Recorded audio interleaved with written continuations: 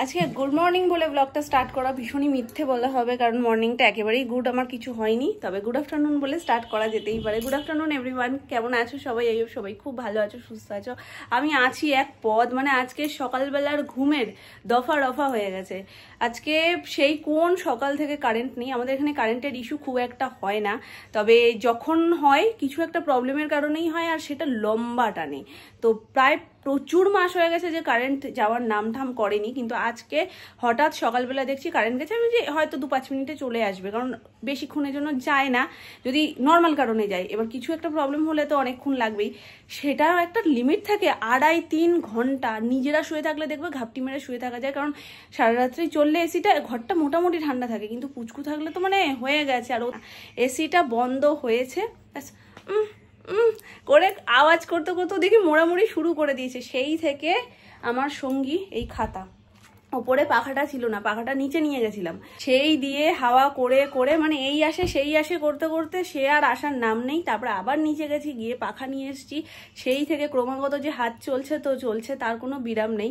আর এই সমস্ত তামঝামে দেখবে সকালবেলা একটা সুন্দরভাবে ওঠা আর এইসব তামঝাম করে ওঠার মধ্যে একটা তফাৎ আছে। আমার সে থেকে যে মাথা যন্ত্রণা করছে আমি বলে বোঝাতে পারবো না। পুরো চোখ দুটো এইসব জায়গা টাইগা পুরো ধরে রয়েছে, মনে হচ্ছে দপ দপ দপ দপ করছে। তাও মোটামুটি 2.5-3 ঘন্টা পর যখন উনি এলেন, মানে কারেন্টটা এলেন, হাতটা একটু বিশ্রাম পেয়েছে ঠিকই, কিন্তু বেশিক্ষণ শুতে আর পারিনি, কারণ আমার আজকে অনেকগুলো কাজ ছিল। কাল যেহেতু ডিনার করে একেবারে ফিরেছি, আমার কালকে প্ল্যানটা একটু অন্যরকম ছিল, যে একটু তাড়াতাড়ি বেরোলে আমার সব কাজগুলো আমি কমপ্লিট করে আসতে পারতাম। কিন্তু বেরোতে বেরোতে যেহেতু একটু দেরি হয়েছে, দোকান খুলে তারপরে সুমন বেরিয়েছিল, তো সেই জন্য ওদিকে ফিরতে দেরি হয়েছে বলে আমি কোনো পার্লার আর খোলা পাইনি। তো আমার আইব্রো করতে যাওয়ার দরকার ছিল, সেটাই আজকে সকালবেলা গিয়ে সেরেছি। এবং ওখান থেকে এসে টিফিন করে তারপরে গেছি স্নানে। মামনি যেহেতু আজকে সোনাইয়ের পাশে ছিল, তাই আমি কাজগুলো সমস্ত সোনাই ঘুমাতে ঘুমাতেই করে ফেলেছি। আর হয়ে এসছে, আমি ঘরে ঢুকেছি, দেখি বাবাও চলে এসছে। ভালোই হয়েছে, বাবা চলে আসলে আর কোনো চিন্তা নেই। সোনাই বাবার সাথে নিচে চলে গেছে, আর এদিকে আমি সমস্ত কাজকর্ম করে নিয়েছি, ঘরের যেগুলোর যা রয়েছে বিছানাপত্র গোছানো কমপ্লিট, ভিডিও আপলোড করে নিয়েছি, আর স্নানও হয়ে গেছে আমার। এখন আমি চটজলদি পুজো করতে যাব। দিনের শুরুটা তো এরকম খিচুড়ি হয়েছে, চাই না পুরো দিনটা এরকম যাক, দিনটা একটু ভালো যাক। আসলে মাথাটা ব্যথা করছে, তো কিছু ভালো লাগছে না, জানো না, মনে হচ্ছে চোখটা বন্ধ করেই থাকি, কারণ চোখের হাত দুটো না বেশি ব্যথা করছে। সারাদিনে যেহেতু ঘুমাই না, শুধু রাতের ওই একটা ঘুমা, সেটা যদি ঠিক না হয় না, একদম ভালো লাগে না। ম্যাওকে পরিষ্কার করে নিয়েছি, কারণ ম্যাওয়ের গায়ের মধ্যে না নানান রকমের আঁকিবুকি করে দিয়েছিল, নানান পেন্সিল দিয়ে, স্কেচ পেন দিয়ে এমন করেছে। আর এটা এত প্রিয় আমার যে আমি কাউকে ধরতে দিতাম না। এই সোনাই বলে কত কিছুতে পার পেয়ে যায়। আমি এই পুতুলটা কখনো কারোর হাতে দিতাম না। তো এটা সুমনের দেওয়া আমাকে প্রথম গিফট, তো খুব যত্ন করে, আর আমার ভীষণ পছন্দ, আগলে রাখি। তো সোনাই দিয়েছে, এখন কিছু তো করার নেই, সেটাকে ভালো করে ধুয়ে টুয়ে শোকাচ্ছে 2 দিন ধরে। এটা তুমি কি কি এনেছো মাম্মা? কি দেখে নিলাম, কি দেখে নিয়েছি, কতগুলো দেখে নিলাম। এইগুলো কার? তোমার? আমায় দেবে একটা?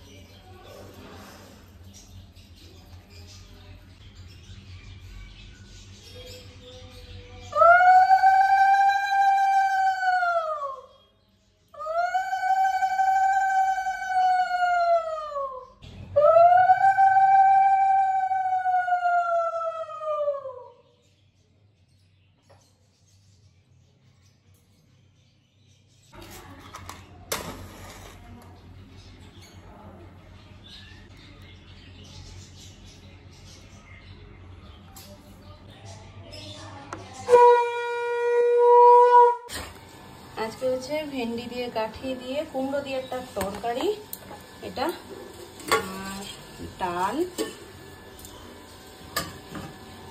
ইলিশ মাছের একদম পাতলা পাতলা ঝোল। আর যেহেতু লোহার কড়াইতে হয়েছে আজকে কালারটা একদম অন্যরকমই হয়েছে। দেখো এই ঝোলটা হেভি টেস্ট হয়। আর এখানে সকালের রয়েছে তরকারি আর সোনাইয়ের মাছ ভাজা, লিমাম ভাজা। অ্যানিগুড়ির খাওয়া কমপ্লিট, মিনিকেও খাবার দিয়েছি। মিনি তখন আসেনি, ম্যানা ওই দূরে বসে রয়েছে, তাও আসছে না জানো, যেহেতু মিনি আসেনি তাই জন্য ও খেতে আসছে না। এখন দুজনেই চলে এসছো। খেয়েছো তুমি? চোখাও তো। এখন আমিও খাবো, আমারও জোর খিদে পেয়েছে। সকালবেলা আজকে অনেক তাড়াতাড়ি টিফিন করেছি। আর আজকের মেনুতে বলতে আমি ভুলে গেছি যে ইলিশ মাছের তেল আর তার সাথে নিম বেগুনও আছে। এই যে এই হচ্ছে ইলিশ মাছের তেল আর এই যে নিম বেগুন শুরুতে। আজকে আমার সাজ হয়ে গেছে বুঝলে তো। ওকে নিয়ে সাজা যে কি চাপের হয়ে যায়, ক্রিম সেটা দিতে হবে, এখন ফাউন্ডেশন সেটাও দিতে হবে। এটাকে আগে মাখাও, এটাকে ব্লেন্ড করো, ব্লেন্ড করো, ব্লেন্ড করো, দেখো ওটাকে আগে ব্লেন্ড করো। দেখো আমি দেখাচ্ছি, ব্লেন্ড করে দিচ্ছি।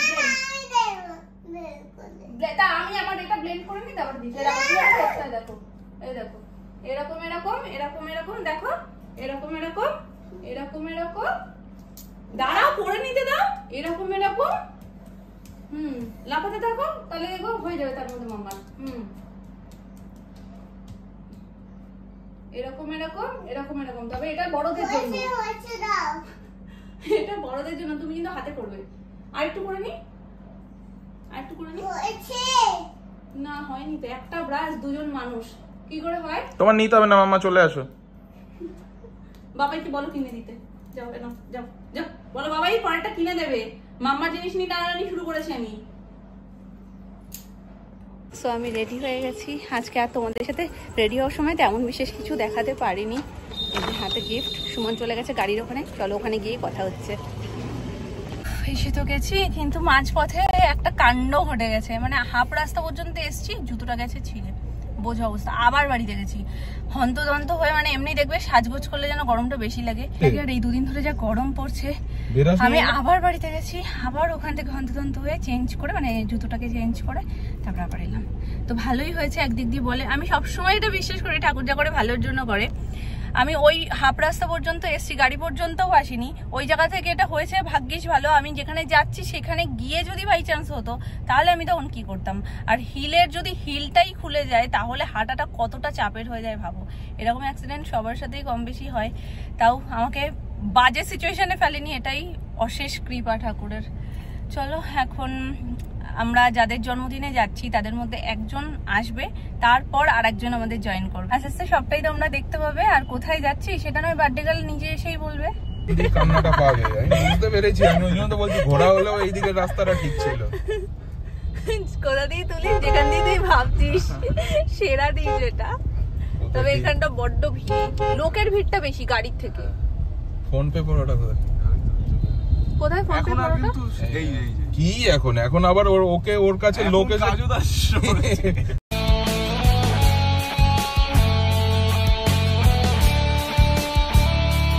তো চলে এসেছি আমরা, মানে ডেস্টিনেশনে পৌঁছইনি, আমরা চলে এসেছি যার বার্থডে তার বাড়ির সামনে।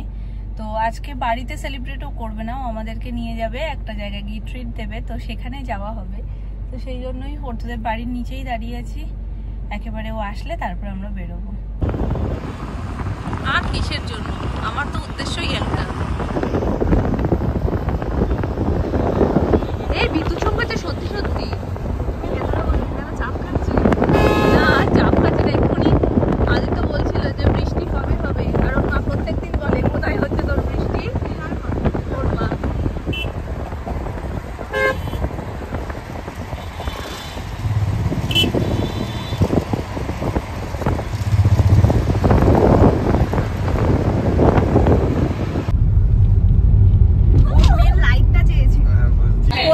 কোথা থেকে এখানে আর কিছু শোনা যাবে না।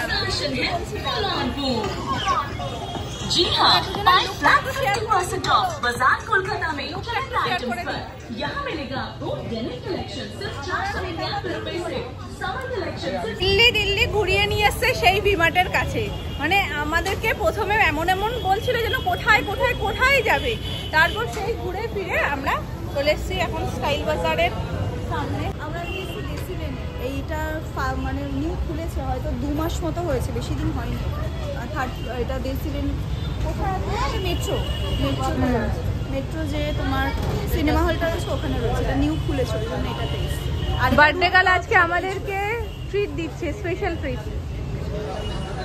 তো এই হচ্ছে বার্থডে গার্লের ফাইনাল লুক। চলো। একটা মানুষ, যে মানুষটা যেখানেই কিছু দেখুক জামা কাপড়, তাকে ফিরিয়ে আনা খুব মুশকিল। সে সেই জিনিসটা আগে দেখতে দাঁড়াবে, তাতে যতই তোমার দেরি হোক না কেন। আমরা চলে এসেছি ওপরে যাবো। রকস্টার অবস্থা সেরা, তুই ওটা ভাবলি কি করে?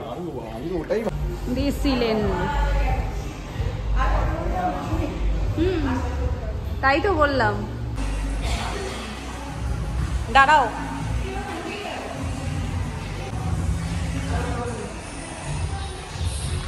যেমনটা তোমাদেরকে শুরুতেই বললাম, আজকের এই স্পেশাল ট্রিটটা বার্থডে গার্লের তরফ থেকে আমাদের জন্য ছিল। তো ফার্স্ট তো আমাদের বাড়ি থেকে ওদের বাড়ির দূরত্বটা অনেকটাই ছিল, যেখানে যেতে যেতে অনেকটা সময় লেগে যায়। আর তারপর হিল্লি দিল্লি ঘুরিয়েই সহজ জায়গাটাতে আনতে এতটাই ঘুরিয়ে ফেলেছে আমাদেরকে যে আরও দেরি হয়ে গেছে। তো মোটামুটি রাস্তা দিয়ে আস্তে আস্তেই তোমাদেরকে দেখাচ্ছিলাম যে ভালোই বিদ্যুৎ চমকাচ্ছে, বৃষ্টি হওয়ার একটা সম্ভাবনা আছে। তো এটা যেহেতু রুফটপ ছিল, তো আমাদের বাইরে বসারই প্ল্যান ছিল ফার্স্ট। তারপর দোনোমনো করতে করতে আমরা ভেতরে গিয়েই বসি। আর যেটা মেন সমস্যা সেটা গান, যার কারণে এখানের কথা আমি কিছুই তোমাদের সাথে শেয়ার করতে পারবো না। প্রথমের দিকে বসবো ভাবলেও পরে আমরা যেই সিদ্ধান্তটা নিয়েছিলাম সেটাই একদম বেস্ট ছিল। কারণটা একটু বাদেই তোমরা বুঝতে পারবে। তো এখানে তো ভাবছিলাম বসবো, তারপরে সেটা আবার ফাইনাল হলো না, আমরা ভেতরে গিয়েই বসি। অ্যাম্বিয়েন্সটা ভীষণ সুন্দর, মানে এতটা চারিদিকটা সুন্দর, ডেকোরেশন তো কোনো কথাই হবে না, জাস্ট ছবি তোলার জন্য বেস্ট। ভেতরে যেহেতু ডিজে হচ্ছিল, যার কারণে আমরা আর বাইরে বসে বেকার জিনিসটাকে মিস করতে চাইনি, যার কারণেই চলে এসেছিলাম ভেতরে। আর গান চললেই মেয়েদের মনটা একটু নাচ করে, তো সেই জন্যই এখানে বিটে এত মনে হচ্ছিল যে নাচি গিয়েও 3-4 বার করে আটকে গেছিলাম। যদিও প্রীতির প্রচণ্ড ইচ্ছা ছিল নাচার। তো এটা হচ্ছে ওর বার্থডে গিফট, যেটা ওকে দেওয়াতেও ভীষণ খুশি হয়ে গেছিলো, বিশেষ করে প্যাকিংটা দেখে। কারণ এটা লজেন্স প্যাকিং, দেখতেই পাচ্ছ রিয়াকশানটা এইরকমই ছিল, লজেন্স। তো এটা সত্যি আমার এই প্যাকিংটা খুব ভালো লাগে, খুব ইজিও হয় করতে। আর এটা কাউকে দিলে সে খুশিও হয়ে যায়, কারণ সেই ছোটোবেলার টাচগুলো থাকে না। বাই দ্য ওয়ে, আমাকে কেমন লাগছিল অবশ্যই একটু কমেন্ট করে জানিয়ে দিও চটপট করে। কারণ আজকে ফাইনাল লুকটা বাড়ি থেকে তোমাদের সাথে কিছু শেয়ার করতে পারিনি, কারণ হন্তদন্ত হয়ে বেরিয়েছি। তার মধ্যে একটা তাড়া ছিল যে তাড়াতাড়ি করে চলো, টাইম অনেক আগে দেওয়া ছিল, কিন্তু টাইম কখন মেলে, তাই না? আমাদের টাইম কোনো দিনই টাইমের সাথে মেলে না। তো সকাল থেকেই প্রীতি মোটামুটি ফোনে বলছিল এই টাইমে বেরোবে না, এই টাইমে। তো এরকম করতে করতে আমি বললাম 1 ঘন্টা আগে প্ল্যান করো, তাহলে সঠিক টাইমে বেরোনো হবে, কিন্তু সেটা তো আর হলো না। যাই হোক, আমরা আবার আর একটা সিটে বসেছিলাম, সেখান থেকে 2টো জায়গা পরিবর্তন করে ফাইনাল এসে যেখানটা আমাদের পছন্দ হয়েছে, সব থেকে বেশি ভালো লেগেছে, সেখানটাতে আমরা বসেছি। বার্থডে গার্লের নাচার ভীষণ ইচ্ছে ছিল, তাই বসেই সে নাচ শুরু করে দিয়েছে। তো যাই হোক, এই একটা মুভি যেটা আমি মানে কিছুর সাথে আমার তুলনা হয় না, এত ভালো লাগে দুজনকেই, দুজনের অভিনয়, বইটার পুরো স্টোরিটা মানে অসম্ভব সুন্দর লাগে। ফাইটার আমি দেখতেও গেছিলাম, আর ফাইটার আমার এখনও পর্যন্ত বেস্ট লেগেছে। তো স্টার্টার চলে এসছে এখানে পিৎজা, আর তার সাথে উইংস কাবাব। তো এটা দেখতেই পাচ্ছ, তোমাদের সাথে লুকটা শেয়ার করে দিলাম। আর কালারগুলোর জন্য না খাবারের মানে লুকটাই একদম আলাদা হয়ে গেছে, খুব ভালো লাগছিল। তবে এটা না বললেই নয়, পিৎজাটা বেস্ট ছিল, এত সুন্দর এতগুলো পিৎজা খেয়েছি এত জায়গায়, তবে এই পিৎজাটা বেস্ট। প্রত্যেকে আমরা এই পিৎজাটা খাওয়ার পর নাম করছিলাম। সমস্ত কিছু মেন কোর্স থেকে শুরু করে স্টার্টার থেকে শুরু করে সব কিছু আমরা খাওয়ার পরেও আমরা এই পিৎজাটাকে ভুলতে পারছিলাম না। লাস্টেও আমরা পিৎজাটার প্রশংসা করে এসেছি। আর এই চিজটাই তো ফিদা পুরো, চিজ পছন্দও করি। আর আমরা এই যে 4 জন এখানে বসে রয়েছি সেই 4 জনই চিজের একদম পোকা আর কি। তো পিৎজাটা সত্যি ভীষণ ভালো ছিল। তোমরা দেশিলেনে গেলে অবশ্যই কিন্তু এই পিৎজাটা ট্রাই করো। যদিও আমার নামটা খেয়াল নেই, কারণ যখন ওরা অর্ডার করছিল আমি তখন শুনিনি। এদিকে মোটামুটি স্টার্টারটা ফিনিশ করার পর আমরা যখন বাইরের দিকে আসি দেখি এই অবস্থা, মানে সেই লেভেলের ধুমা বৃষ্টি যাকে বলে সেই লেভেলের বৃষ্টি হচ্ছে। বেশ অনেকক্ষণ ধরে আমরা বৃষ্টিটাকে এনজয় করছিলাম। ততক্ষণে চলে এসেছে আমাদের মেন কোর্সে ওরা অর্ডার করেছিল schezwan rice, dry chilli chicken, salad আর তার সাথে ফিশের একটা আইটেম। কোয়ান্টিটি সবকটারই বেশ ভালো, আর স্যালাডটাও খুব সুন্দর সাজিয়ে দিয়েছিল, যেটা আমাদের বেশ ভালো লেগেছে। অন্যান্য জায়গায় স্যালাডের পরিমাণটা কম থাকে, এখানে কিন্তু পরিমাণটাও বেশ ভালো। এই হচ্ছে ফিশের আইটেমটা। আর নামটা আমার কি বলবো, ওই টাইমে জাস্ট বাটার বাটার বাটার এইটাই কান পর্যন্ত এসছে, বাকি গান আর ডিজেতেই মনটা পুরো ঢুকে গেছিলো। তবে শেজওয়ান রাইসটা নেওয়ার পর আমরা প্রত্যেকেই মোটামুটি ভুগেছি বীভৎস ঝাল, মানে ঝালটা লাগছে কিন্তু গরম বলে খাবারটা আরো বেশি লাগছিল। টেস্ট খুবই ভালো, বিশেষ করে ফিশটা দারুণ ছিল। পুরো ভেতরটাতে কোনো কথা বলতে পারিনি। এখন আমরাও বেরোলাম। সব জায়গা যেমন সব জায়গা যেমন আমরা বন্ধ করে আসি, এটা আমাদের একটা ঐতিহ্য হয়ে গেছে। বাটার পপকর্নের গন্ধ বেরোচ্ছে। এত কিছু খাওয়ার পরেও মানুষের যদি এই গন্ধে এত এখনো কমপ্লিট হওনি। না, আমার কোল্ড ড্রিঙ্কস লাগবে। ও আচ্ছা আচ্ছা, হ্যাঁ মারাত্মক ঝাল হয়েছে। এইদিকে কোল্ড ড্রিঙ্কস আর জল বৃষ্টিটা কমেছে? তো হয়ে গেছে আমাদের। বৃষ্টি এখনো পড়ছে। এই আমরা কোন দিক দিয়ে বেরিয়েছিলাম? এখান থেকেই আমরা ঢুকেছিলাম, আবার অতটা হেঁটে যাবে কি করে সেটা ভাবো, কারণ বাইরে বৃষ্টি পড়ছে, বিভৎস বৃষ্টি পড়ছে। ওই যে আদিত্য আস্তে আস্তে বলছিল না ভারী বৃষ্টি মাছ ঠ্যাক ঠ্যাক করছে। না হলে এখান থেকে তো কারণ এখান থেকে যেতে গেলে তো আমরা ভিজে যাবো।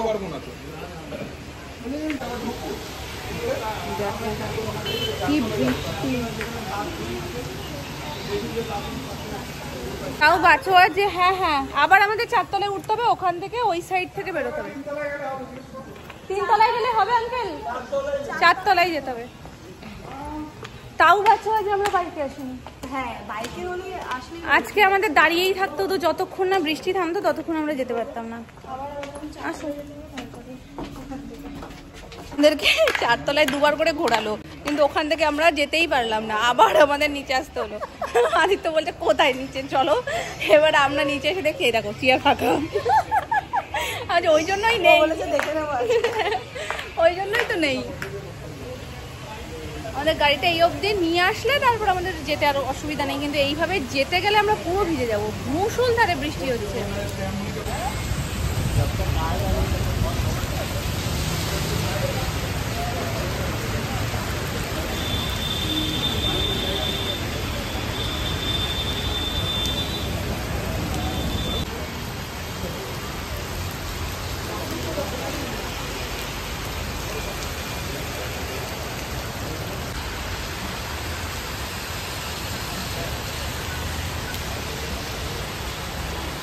আজকে তোমার ড্রেস বাঁচিয়ে দিয়েছে আমাদের। যদি তোমার ড্রেসটা, তোমার যে ইস্যুটা ছিল বাইকে আসবো না চুলটার জন্য, হ্যাঁ যদি এই দুটো ইস্যু না থাকতো আর বাইকে যদি আসতাম, সারে সর্বনাশ। আর মানে আজকে আর কেউ আটকাতে পারবে। হ্যাঁ, আর এখন আমরা বাইরেই দাঁড়িয়ে থাকতাম। একদম 1 ঘন্টা তো মিনিমাম দাও। 1 ঘন্টা, আমার তো মনে হচ্ছে না 1 ঘন্টায় ওটা থামবে বলে। কেননা তুমি ওইখানে আমরা যখন বাইরে বেরিয়ে ছবি তুলবো বলে ঠিক করেছিলাম, তখনও তো সেম।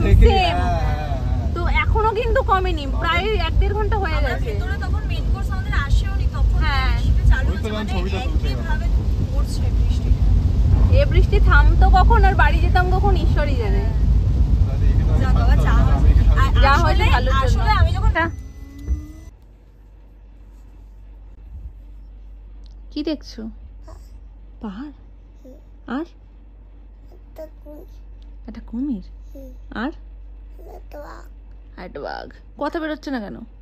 একটা বাঘ। তাহলে কথাটা এরকম আসছে কেন, গলাটা এরকম হয়ে গেল কেন? এমনি মামা ডাকো শুনি। মামা তোমার গলাটা এরকম লাগছে কেন মামা? এমনি এমনি এমনি এমনি